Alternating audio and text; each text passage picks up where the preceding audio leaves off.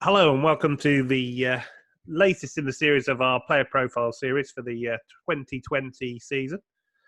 I've got Shaw on me.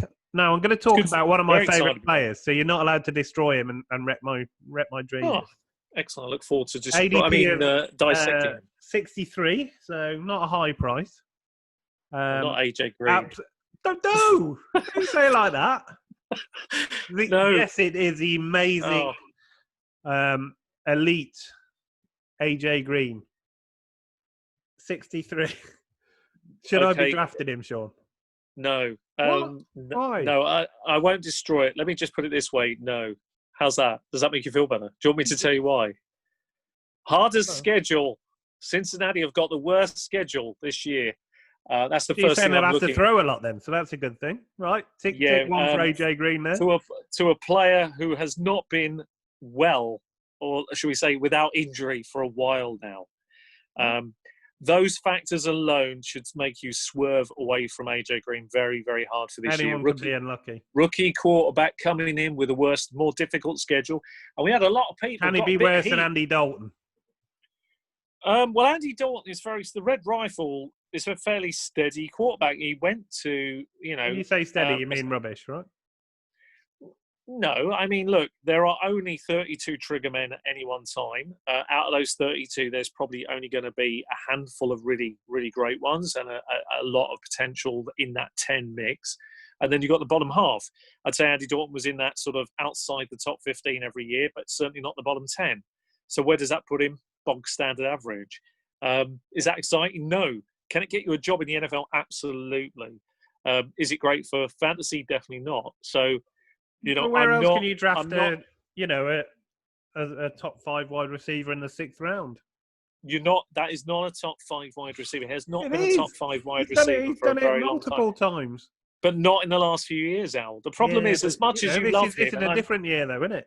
Look, if I like it when you're drafting before me and he's still on the board. I love that because there's no way I'm taking it.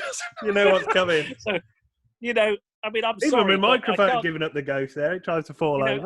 Look at it. I just think, how many times have we got to be proved right? Look at it. Even the microphone doesn't want AJ Green. They don't. No. I don't know what's going on there.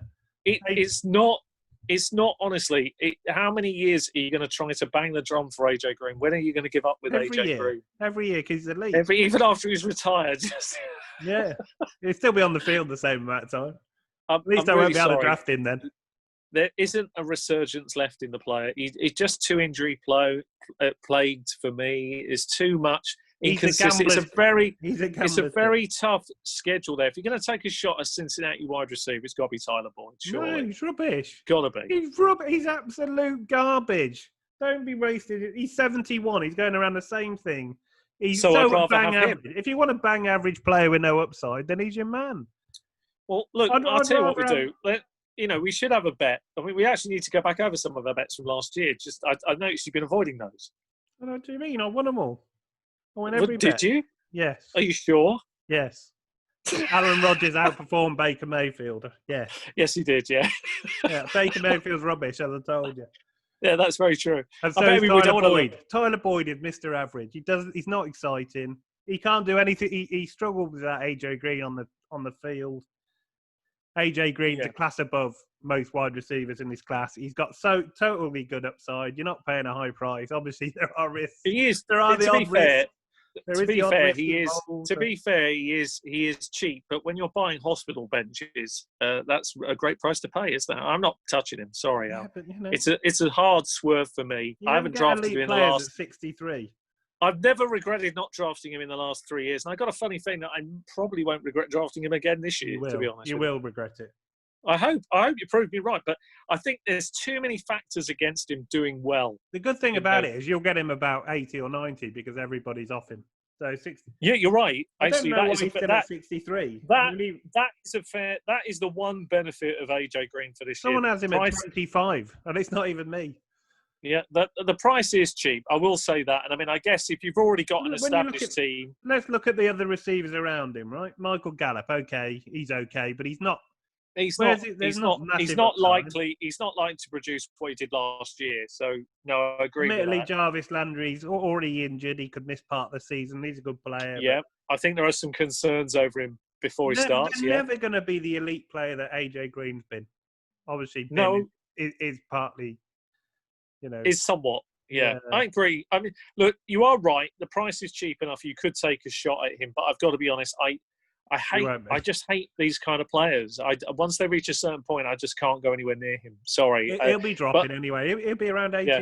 He'll be around 80 or 90. If, He'll be picking if up you're around getting him 8. at 80, or if you're getting him at 80, 90, effectively it's a free throw, really, a free dart shot. So yeah, you can take him there, but it's not a million miles off being, for a cheap price. So I do agree with that. Even when I saw 63, I thought he'd have fallen further than that. Someone has him in 128.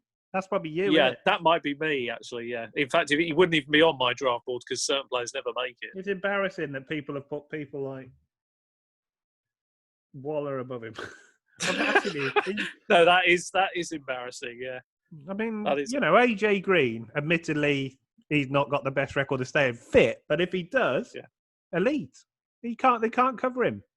I mean, at least that's how it was 2 years ago when he last played.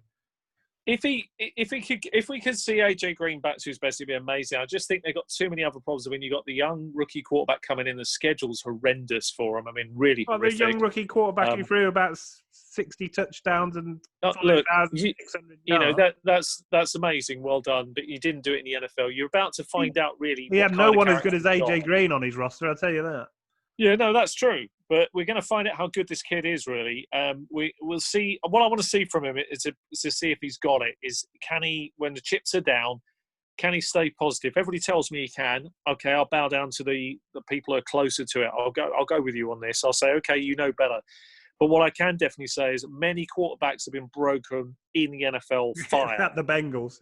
And you're in the Bengals. We've got a terrible schedule. I mean, it's horrendous for the quarterback. If he can come out of this, a bit like Troy Aikman did his first year for Dallas, and show that toughness and resilience no matter whether the chips are down, you kind of felt, when I saw Troy Aikman playing towards the end of that first year, I thought, they got a player here. I'm excited to watch the Bengals, though.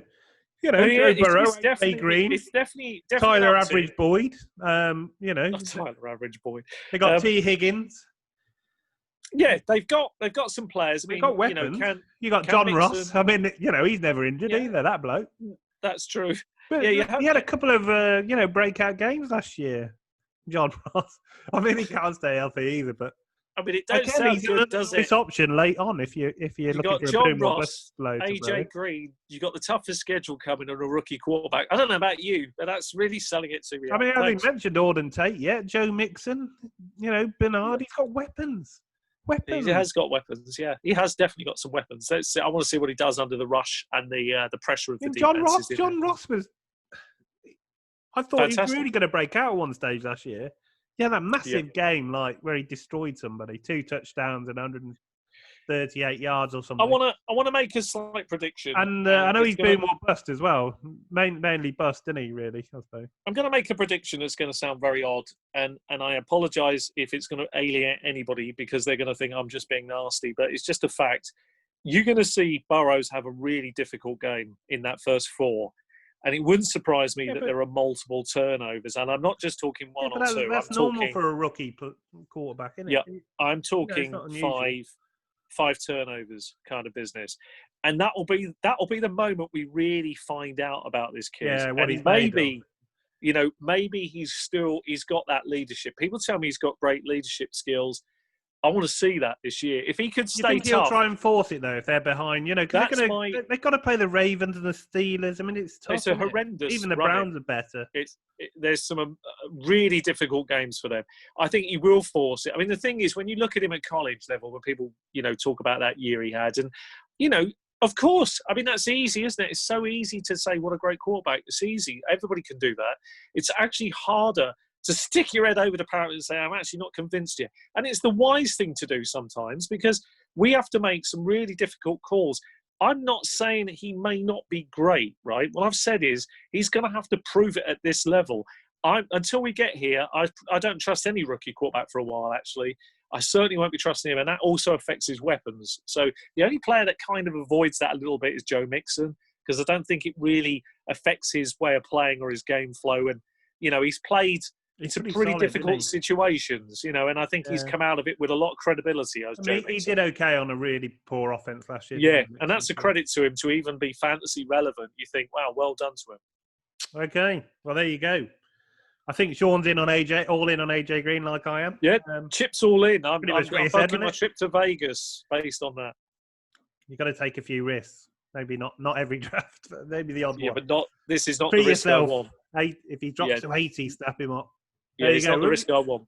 If you've enjoyed the video, I mean, let us know your thoughts on AJ Green or anything that Bengals related, really. Joe Burrow as well. You know, John Ross, can he bounce back? He's Tyler Boyd bang average, like I said. If you want to snore your way through the fantasy season, pick up. Yeah, another 4 catches for 80. Yeah, you are right. That could be very every boring. 3 Those are games. the kind of players I hate. Those kind of players. I'd rather have John Ross later on. At least he can put together a massive game if he ever gets on the field.